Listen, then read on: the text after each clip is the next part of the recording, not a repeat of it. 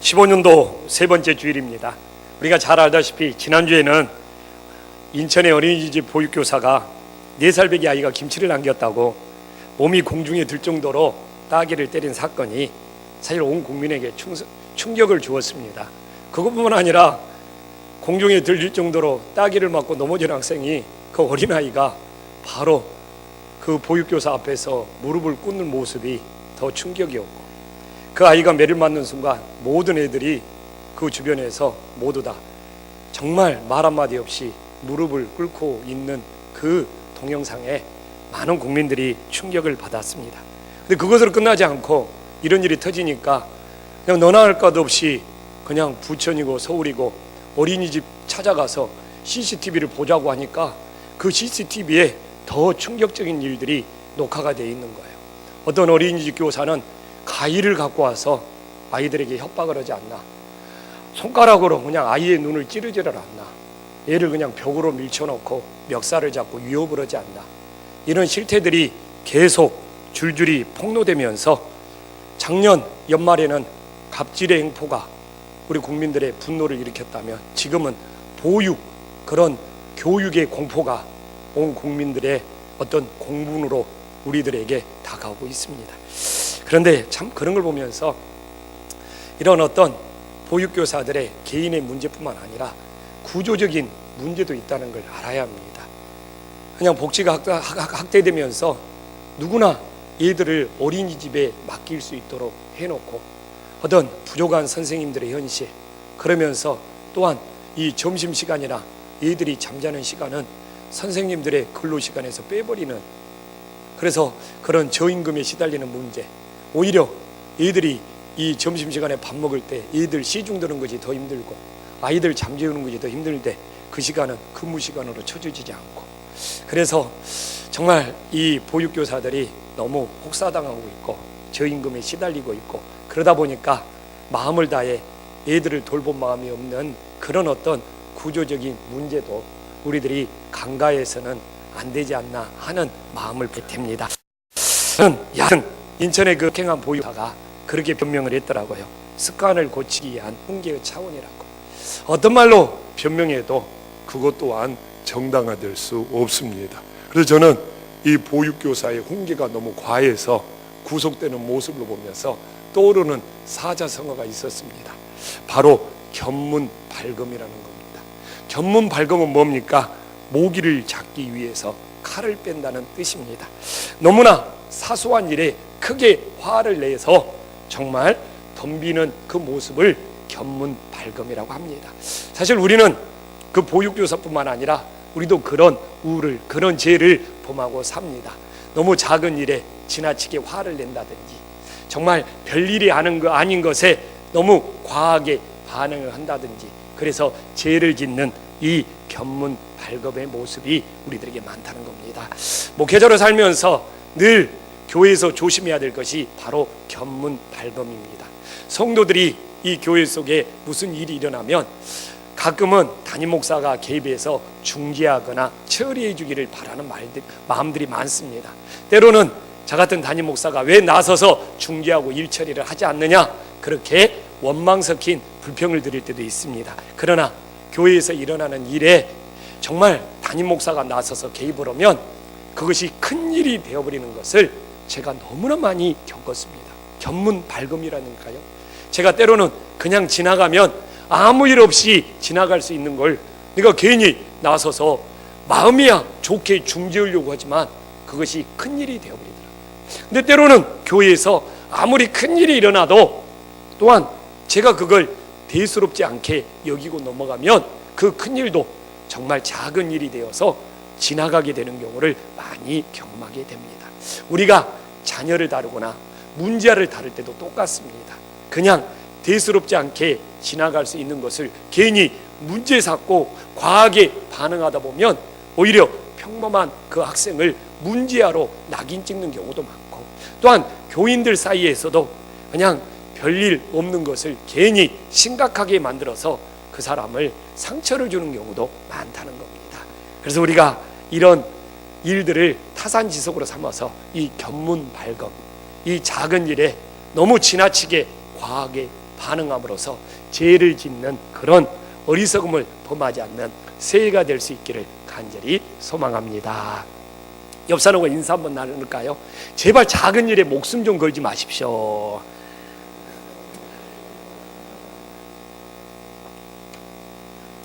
그래서 저는 오늘 우리들이 진짜 어떤 일에 마음을 다해서 반응을 보여야 되냐 이거예요. 그래서 오늘 하나님 주신 말씀을 통하여 새해에는 우리들이 어떤 일에 그렇게 마음을 다해서 반응을 보여야 되는지 깨닫고 우리들의 삶에 적용할 수 있기를 간절히 소망합니다. 오늘 이 27절에 보니까 이 시몬이 성령의 감동을 받아 성전에 들어갔는데 때마침 부모가 정결의식을 거행하기 위해서 아기 예수를 안고 성전에 들어오는 거예요. 시몬은 너무 감동을 받아 그 아기 예수를 안고 오늘 28절에 보니까 어떻게 됩니까? 하나님을 찬송하고 있습니다. 얼마나 감격스러운 장면입니까? 그런데 저는 오늘 이 죽기 직전에 아기 예수를 품에 안고 하나님을 찬송했던 시몬은 어떤 사람입니까? 오늘 25절에 보면 누가는 시몬이 어떤 사람이라는 것을 우리들에게 잘 설명해 주고 있습니다. 세 가지로 설명을 하고 있는데요, 시몬이 어떤 사람인지 이 세 가지로 설명하고 있는 이 25절 말씀을 한 목소리 읽어보겠습니다. 시작. 예루살렘에 시몬이라는 사람이 있으니 이 사람은 의롭고 경건하여 이스라엘의 위로를 기다리는 자라. 성령이 그 위에 계시더라. 이렇게 이 아기 예수를 안고 찬양했던 시몬의 이 사람의 됨됨이는 세 가지로 나오고 있는데, 첫 번째는 뭡니까? 그가 의롭고 경건하다는 겁니다. 그의 생활의 모습이죠. 시몬의 생활의 모습은 의롭고 경건한 거예요. 또한 두 번째로 시몬의 소망은 무엇이죠? 시몬의 비전은 무엇이죠? 이 메시아가 오기를 원하는 이스라엘의 위로를 기다리는 것이 시몬의 비전이냐 소망이었습니다. 세 번째로 시몬은 하나님과 어떤 관계죠? 바로 성령이 시몬과 항상 함께하는 그런 하나님의 관계를 시몬은 맺고 있었습니다. 그래서 이 누가가 시몬은 생활의 모습은 의롭고 경건했으며 시몬의 비전과 소망은 이스라엘 위로를 기다렸고, 시몬이 하나님과 맺고 있는 관계는 성령이 함께하는 관계라는 것을 우리들에게 보여주고 있습니다. 근데 오늘 여기서 우리들이 시몬이 의롭고 경건하다고 하는데, 의롭다는 건 뭡니까? 내적인 부분이에요. 경건하다는 것은 무엇입니까? 밖으로 나타나는 거예요. 그래서 우리가 안으로 자신을 향하여서는 의로워야 되고 밖으로 하나님을 향해서는 경건해야 된다는 겁니다. 그런데 이 안으로 자신을 향하여 의롭지 못한 사람들이 밖으로 하나님을 향하여 찬양하고 예배하고 그러면 이걸 뭐라고 합니까? 우리 오늘 안수 집사님이 기도해 준 것처럼 경건의 모양만 있는 겁니다. 경건의 능력은 없는 겁니다. 이걸 뭐라고 합니까? 외식이라고 하는 거예요. 그래서 우리가 안으로는 자기 자신을 향하여 의로워야 되고 밖으로는 하나님을 향하여 경건해야지만이 경건의 모양만 있는 것이 아니라 경건의 능력이 나타나는 삶을 살게 되는 거예요. 그래서 신앙이라는 것은 안으로는 의롭고 밖으로는 경건한, 이것이 일치를 이루는 것이 참된 믿음이라는 겁니다.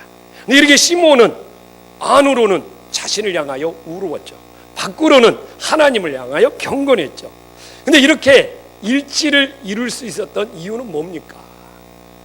그래서 한번 이건 참 중요한 문제인 거예요. 저도 소망이 그거예요.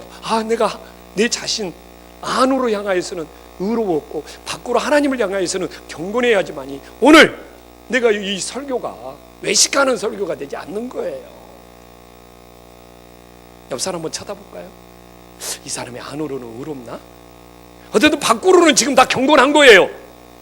오늘 어쨌든 눈에 보이는 현상은 다 밖으로는 예배드리고 찬양하니까 경건한 거예요. 근데 이 경건이 진짜가 되려면 어떻게 해야 된다고요? 안으로 의로워야 돼요. 그래서 한번 옆 사람 찾아보세요. 이 사람 안으로 의로운 건가? 한번 물어보세요. 당신 안으로 의로우세요? 그래야지 지금 오늘 이 예배 드리는 경건이, 찬양 부리는 경건이, 기도하는 경건이 뭐가 되는 거예요? 외식이 안 되고 경건의 모양이 안 되고 뭐가 되는 거예요? 진짜가 되는 거예요. 안과 밖이 일치를 이루는 믿음이 되는 거예요. 자, 그러면 이 시몬이 이렇게 안과 밖이 일치를 이룰 수 있었던 그 뭔가 이유가 있을 거 아닙니까? 그 이유는 뭡니까? 그의 소망에 있는 거예요. 그의 비전에 있는 거예요. 이 시몬은 뭘 기다렸습니까? 이스라엘의 위로를 기다렸습니다. 근데 이 이스라엘의 위로는 뭡니까? 메시아가 와서 이스라엘을 회복시키시고 이스라엘을 구원함으로 이스라엘 백성들에게 위로를 준다는 거잖아요. 근데 이 이스라엘 위로가 이 메시아가 온다는 이 말씀이 말라기 선지자 이후로 430년 동안 침묵하고 있는 거예요. 그래서 430년 동안 메시아가 와서 이스라엘을 구원하고 이스라엘을 위로한다, 이것이 멈추고 침묵하니까 많은 사람들이 메시아의 위로를 떠나버리고 버려버렸어요. 근데 이게 시몬은 430년 동안 침묵하고 있는 이 이스라엘의 위로를 끝까지 붙잡고 기다리고 믿는다는 거, 참 이거 보통 일이 아니죠. 그렇기 때문에 시몬은 그거에 바로 내가 메시아가 와서 이 이스라엘을 반드시 구원하고 위로해 줄 거다. 그렇기 때문에 나는 의롭고 경건한 삶을 살아야 된다. 바로 이 은혜가 시몬에게 임한 줄 믿으시기를 간절히 축원합니다. 이야기를 쉽게 이야기해 볼까요? 누군가가 스포츠 선수가 올림픽에서 금메달을 따고 싶습니다. 올림픽에서 금메달을 따는 것은 지금까지 자기 고생한 모든 것에 위로가 될 수 있고 기쁨이 될 수 있는 거예요. 그렇게 올림픽에서 금메달을 따서 위로와 기쁨을 느끼기 위해서 어떻게 해야 됩니까? 매일매일 훈련을 해야 되는 거예요. 땀 흘리면서 훈련을 해야지만이 그 실력이 쌓여서 어떻게 됩니까? 올림픽에서 금메달을 따랐을 때 그동안 훈련했던 모든 것에 대해서 어떻게 됩니까? 위로받고 기쁨을 얻을 거예요. 똑같습니다. 시몬은 메시아의 위로를 너무너무 기다렸기 때문에, 그걸 너무너무 바랐기 때문에 매일매일 의롭고 경건한 삶을 사는 거예요. 지금도 동일합니다. 지금도 동일해요. 우리가 정말 예수님의 재림을 기다린다면, 예수님이 재림하여 우리를 위로해 줄 것을 기다린다면 우리는 매일매일 의롭고 경건한 삶을 살아야 되는 거예요. 세상은 변할지라도, 세상은 타락하고, 세상은 불신의 시대가 돌아야 할지라도 정말 우리는 주님의 재림의 위로를 기다리기 때문에 오늘 하루하루를 의롭게 살 수 있는, 경건하게 살 수 있는 충분한 이유가 되는 거예요. 바로 이 시몬이 메시아의 위로를 기다렸기 때문에 430년 동안 하나님의 말씀은 침묵하고 있고 모두 다 변질되고 있고 모두 다 하나님을 떠나고 있지만 그는 끝까지 의롭고 경건함으로 메시아의 위로를 붙잡았기 때문에, 만약 여러분들이 의롭고 경건한 삶에 관심이 없다면 주님의 재림에 대한 관심이 없는 거예요. 천국에 대한, 하나님 나라에 대한 소망에 관심이 없는 거예요. 저는 정말 천국에 대한 소망, 하나님 나라에 대한 소망이 있기 때문에, 하나님 나라에 가서 위로를 받아야 되기 때문에 이 땅에서 제가 의롭고 경건하게 살아갈 이유가 분명해지는 거예요. 그렇기 때문에 우리들이 주님의 재림에 대한, 정말 하나님 나라에 대한 소망이 희미해지면 내가 의롭고 경건하게 살아야 될 그 목표를 상실해버리게 되는 겁니다. 우리 김포한신교회 모든 성도님들, 하나님 나라에 대한 소망, 주님의 재림에 대한 소망이 우리 마음속에 충만함으로 매일매일 의롭고 경건하게 살아가고자 하는 그 이유가 충분해질 수 있기를 간절히 소망합니다. 시몬이 이 400년이 넘는 시간 동안 하나님의 말씀은 침묵했지만 이스라엘의 위로를 인내하며 기다렸기에 의롭고 경건하게 살 수 있었습니다. 그러나 시몬은 인간입니다. 인간인지라 시몬도 흔들릴 수 있었을 거예요. 시몬이 흔들릴 때마다 누가 붙잡아 주셨습니까? 오늘 25절에 나와 있어요. 성령님이 붙잡아 주셨습니다. 성령님이 붙잡아 주셨어요. 이스라엘이 흔들리고 어려울 때마다 성령님이 붙잡아 주시는 놀라운 역사가 있었음을 믿으시기를 간절히 축원합니다. 성령님이 우리와 함께 하심으로 우리들이 흔들려 넘어질지라도 우리를 끝까지 붙잡아 줄 수 있는 은혜가 있음을 믿으시기를 간절히 축원합니다. 오늘 본문을 봐보십시오. 시몬이 성령님과 계속 연결된 관계가 나오고 있습니다. 시몬은 성령님과 어떤 관계를 맺었습니까? 우리 26절 말씀을 한 목소리 읽어보겠습니다. 히타 좀 꺼주세요. 26절 말씀 한 목소리 읽어보겠습니다. 시작.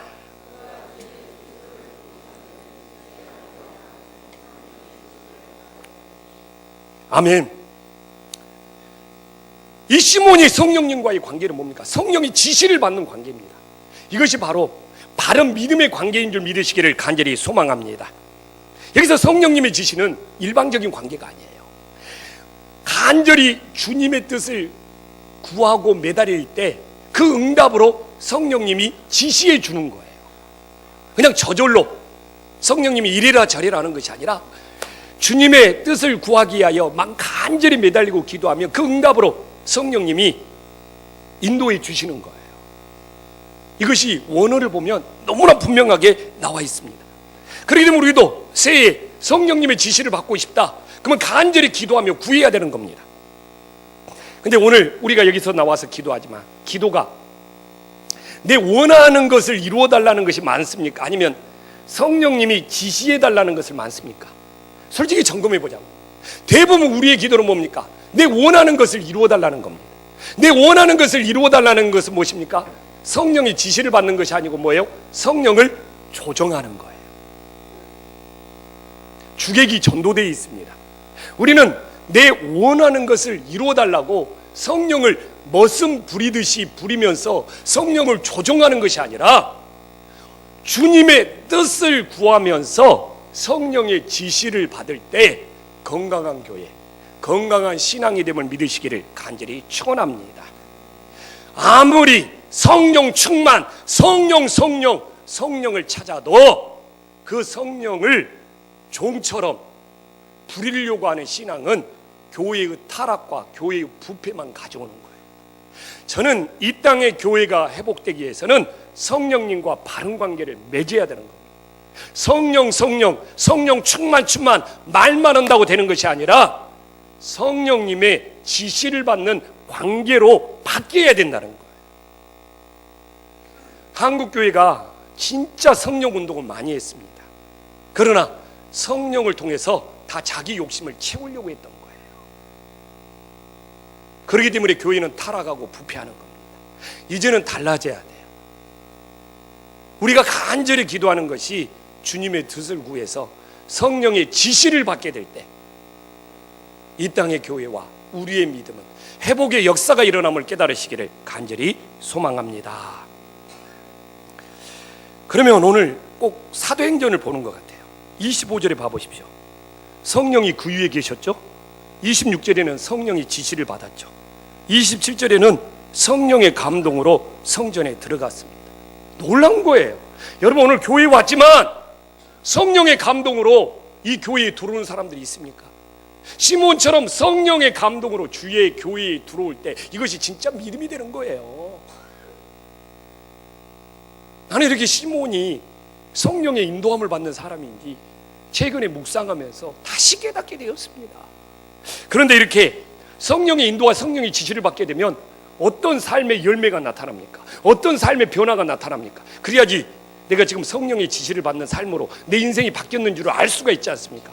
오늘 봐보십시오. 28절에는 뭡니까? 하나님을 찬송합니다. 근데 찬송의 이유가 뭡니까? 예수님을 만난 것 때문에 하나님을 찬송하는 겁니다. 예수님을 만났어요. 예수님을 만난 것 때문에.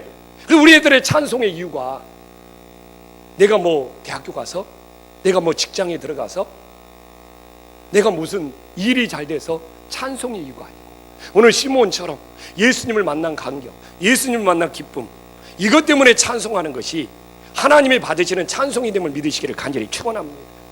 우리들이 삼위일체 하나님 때문에 찬송해야지 다른 것 때문에 찬송을 하는 것은 이건 우상이 될 수 있는 겁니다. 그래서 저는 많은 찬송의 이유를 들어보면 우상이 많아요. 하나님은 찬송과 영광을 다른 사람에게 돌리지, 다른 피조물에게 돌리지 않는다고 말하고 있는데, 찬송하는 이유가 사람 때문에 찬송하는 경우가 너무 많습니다. 이거 우상입니다. 우상. 찬송의 이유는 삼위일체 하나님, 오늘 시므온처럼 예수님 때문에 우리들의 진정한 찬송의 이유가 될 수 있기를 간절히 소망합니다. 또한 시몬은 어떻게 달라졌습니까? 오늘 29절에 나와 있잖아요. 말씀하신 대로 성령의 지시가 말씀과 일치를 이루고 있습니다. 성령의 지시가 말씀을 말씀하신 대로 이루어가고 있어요. 근데 우리 신앙이 그렇잖아요. 성령의 지시가 말씀과 상관없고 말씀을 벗어난 거라면 이건 무당짓하는 겁니다. 성령의 지시는 말씀대로 일치를 이루어야 돼요. 성령의 지시는 성경을 벗어나지 않는 거예요. 근데 성령의 지시라고 하면서, 성령의 은사라고 하면서 말씀대로가 아닌 다른 것을 말한다면 그건 예수 무당이 되는 거예요. 예수 무당이. 그래서 막 자기 말들을 온갖 쏟아내면서 성령 갖다 놓고 예수 무당 노릇하는 사람들이 너무 많습니다. 오늘 봐보십시오.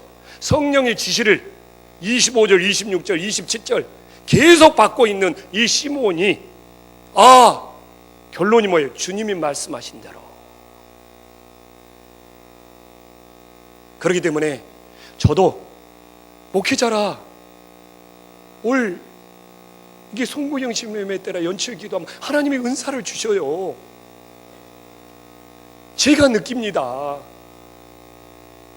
근데 저는 은사를 받을 때마다 두렵고 떨려요. 이거 절제해야 된다. 정말 큰 은혜를 주셔요. 왜? 말씀대로가 거기에서 벗어날까 봐. 그리고 남용하지 말자. 그런 거 있잖아요. 기도하고 아끼고 응축했다가 한 번씩 써야지 진짜지. 이거 자꾸 쓰다 보면 고갈되어서 이거 잘못하면 내가 예수 무당 될 수 있다. 더 절제하고 더 정말 성령님이 역사하신다는 걸 느끼면 느낄수록 이걸 아끼고 소중하게 여기고 절제하고 마음속에 간져야지. 이것 좀 주셨다고 나팔 불고 떠들어대고 막 남용하고 그래서는 안 된다는 것이 제가 가지는 영적인 싸움이죠. 근데 올 연초에는 하나님이 그런 은사를 더 주시니까 내 마음속에 갈등이 더 심했죠. 그러나 아껴야 된다는 거예요. 절제해야 된다는 거예요. 말씀대로 해야 된다는 거예요. 말씀대로. 성령의 지시가 말씀대로 일치를 이루어야 된다는 거예요. 그리고 성령의 지시를 받는 오늘 최고의 은혜는 뭡니까? 30절에 나와 있잖아요. 주의 구원을 보았다는 거예요. 예수님을 만나서 구원 받았다는 것이죠. 여러분, 시몬은 이제 죽어도 좋다는 겁니다. 이 주의 구원을 받았으니까 나 이제 오늘 밤 이 세상 떠나도 괜찮습니다. 이것이 진짜 믿음인 거예요. 주의 구원을 본 것보다 이 세상에 더 큰 일은 없는 겁니다. 신앙의 완성은 주의 구원을 봐서 내가 오늘 밤 당장 떠나도 기쁨으로 이 세상 떠날 수 있는 것이 진정한 믿음인 거예요. 주의 구원을 본 것이 세상의 어떤 일보다 더 큰 일이 되어야 된다는 겁니다. 오늘도 여러분들이 교회에 나온 이유가 뭡니까? 주의 구원을 보기 위해서 나온 것입니다. 시몬도 성령의 감동을 받아 주의 성전에 들어가서 주의 구원을 본 것이 일생일대의 최대의 사건이었습니다. 여러분들이 지금 교회를 다니고 있지만 이 교회 속에서 주의 구원을 보지 못했다면 여러분들은 의미 없는 신앙생활을 하고 있는 겁니다. 옆 사람한테 한번 물어보겠습니다. 당신은 교회에 와서 주의 구원을 보셨나요? 한번 물어보셔요. 저만 쳐다보지 마시고. 당신은 교회에 와서 주의 구원을 보셨나요? 네. 딴 사람한테 물어보면 시험 드니까. 최근호 목사님은 이제 지금 당장 떠나도 괜찮겠어요? 아멘이 시원찮네. 네. 왜 그런 줄 알아요? 지금 연애하고 있거든. 장가도 가보고 결혼도 해야지. 네. 그래서 저는 좀 미련은 없어요. 장가도 가보고 애 낳고 살아보니까 다 거기서 거기더라고요. 지금 좀 하나님이 불러주어도 뭐 삶이 거기서 거기 뭐 걱정할 거 뭐가 있어요. 근데 최근호 목사는 안 그런 것 같아. 장가는 가야지. 근데 이 시몬은 주의 구원을 보니까 이제 이 세상 떠나도 상관없는 거예요. 우리가 정말 교회를 다니면서 주의 구원을 보지 못한 인생, 가장 불쌍하게 교회를 다니는 인생들입니다. 오늘 우리가 예배드리는 목적은 뭡니까? 이 주의 구원을 받던 이 사랑, 이 은혜, 이 감격에 하나님 앞에 찬송드리고 예배드리고 있는 거예요. 다른 이유로 예배 드리는 것이 아니에요. 주의 구원을 주신 그 사랑이 너무나 커서 하나님 앞에 우리는 예배 드리고 있는 겁니다. 사실 저는 이제 여기까지 딱 해놓고 좋은 애 하나 딱 찾아가지고 말씀을 마무리하면 오늘 설교 진짜 감동적으로 끝날 것 같다는 생각이 막 밀려왔어요. 그래서 막 책을 뒤지면서 이제 좋은 AR 하나 찾아서 오늘 본문과 관련된 임팩트 있게 이 설교를 감동적으로 끝내야 되겠다, 이렇게 막 생각을 했어요. 설교가 보통 목요일 저녁 정도 되면 전체 윤곽이 나오고 금요일이면 거의 다 다듬어집니다. 그런데 이게 금요일 날 기도에 올라와서, 지난주도 그랬는데 금주도 제가 좀 예배 전에, 찬양 전에 30분 전에 올라와서 기도를 하거든요. 근데 그렇게 막 기도를 하는데 말씀이 꼬리를 물고 막 늘어지는 거예요. 말씀이 꼬리를 물고 늘어지는 거예요. 지난주 그랬는데 금주도 나는 지금 멋진 예배 하나 통해서 이 설교를 임팩트 있게 감동적으로 끝내고 싶은데 계속 설교 말씀이 다 끝난 설교인데 꼬리를 물고 막 늘어지는 거예요.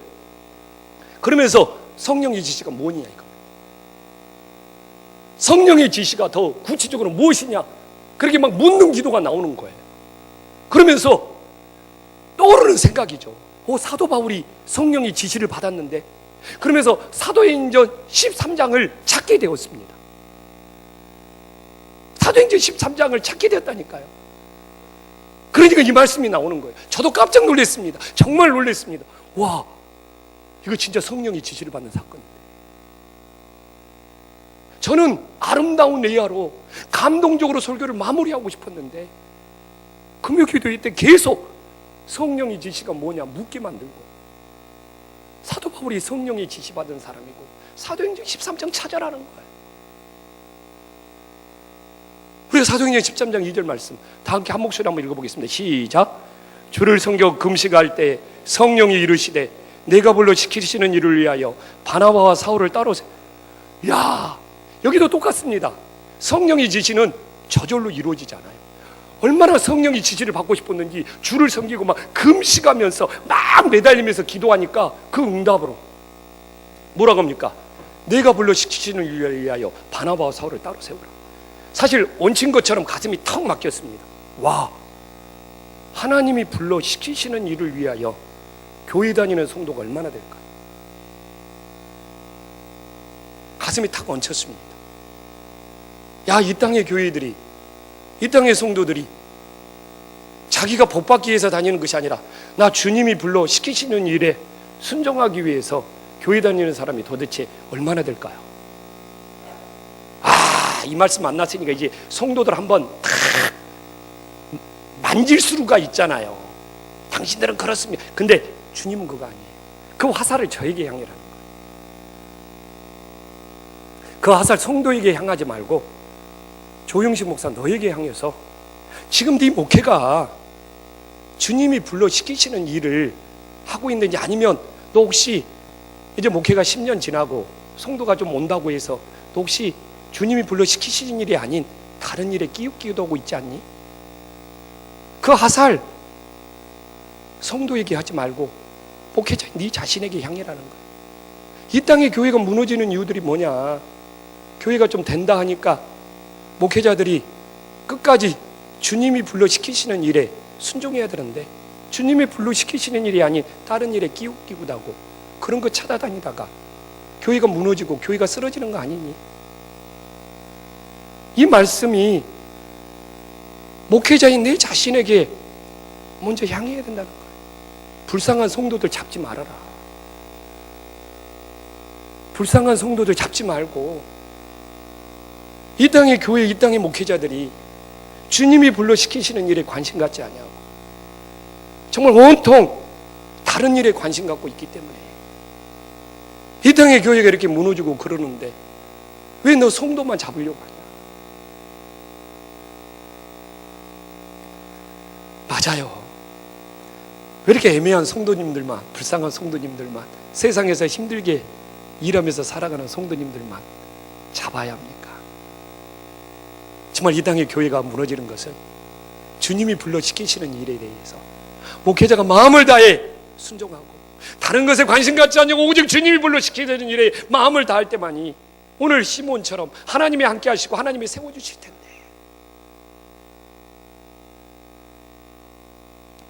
사실 여기서 주님이 불러시키시는 일은 뭡니까? 1차적으로 우리 각자가 맡은 사역이에요. 또한 2차적으로 뭡니까? 예수님을 모르는 사람들이 주의 구원을 볼 수 있도록 복음을 전파하는 것이 되겠죠. 두 가지 의미가 있어요. 주님이 불러시키시는 일은 우리가 하나님 앞에서 각자 맡은 사역들이 되겠죠. 또 하나는 오늘 말씀 그대로 주의 구원을 못 본 영혼들이 얼마나 많습니까? 그들이 주의 구원을 볼 수 있도록 복음을 전파하는 것이 주님이 불러시키시는 일이 되겠죠.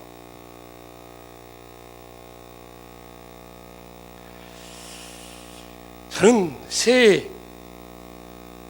다른 것으로 복 받는다고 생각하지 않습니다.